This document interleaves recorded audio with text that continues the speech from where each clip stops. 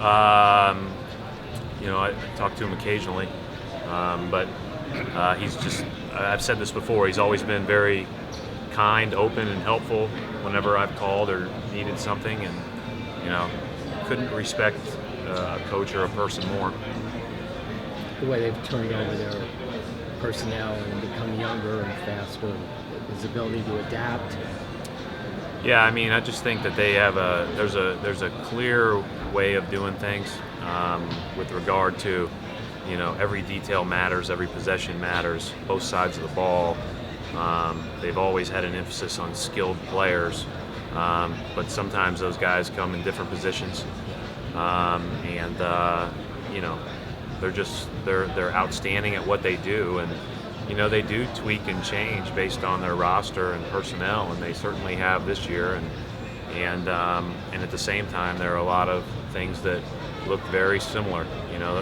Just said I don't know what their typical pregame on the road is, but to me it looks like they sleep, they eat, they probably go through your stuff, they execute you to death, and then they leave your arena successful. And that's usually what, in the first 8 times they played on the road, that's what's happened.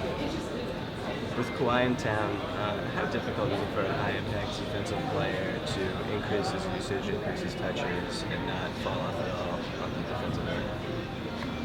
I think it's probably, you'd know the numbers better than I would probably if you look through them. But I would say he's a very unique player. One of the best in the league, certainly. His ability to guard any number of positions, 1 through 4, is, very, very rare. And then his ability now to not only play in pick and roll and play facing the basket, but also post up if you have to go with smaller guys, is, he's a handful. He's a problem. Do you have to account for him the way you do with Draymond? Is that the same type of problem, the way he defends? Yeah, you have to know where he is for sure. I think there's no question about that. Hey, Gregg, the last couple of years, they've gotten bigger while they've just gotten smaller. How much of a different look is that for you guys? It's almost unique to be traditional.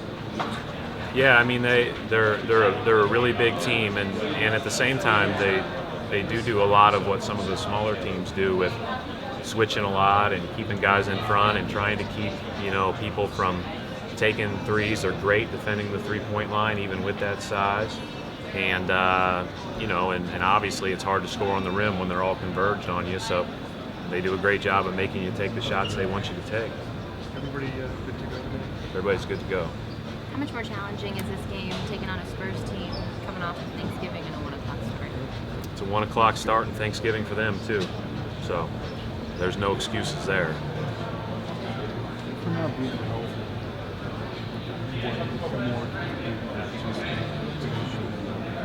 No, I think we've seen a little bit of what that would be like the last couple of games. Obviously, there's times in each of the games where I played the bench a little bit more, a little bit less than you would, but I feel pretty good about how we're going to rotate as we continue to move forward. Obviously, played a lot of numbers thus far, but I feel like if we don't have, if we have a better matchup or something we haven't tried, I've got a lot of trust in those guys that have been playing to put them in there, even if they haven't played. Tyler being a good example. Each of the last couple of games played less minutes than the other bigs, but came in and gave us great minutes in that third quarter against Brooklyn, and kind of turned the game back towards our favor. That group turned the game back towards our favor.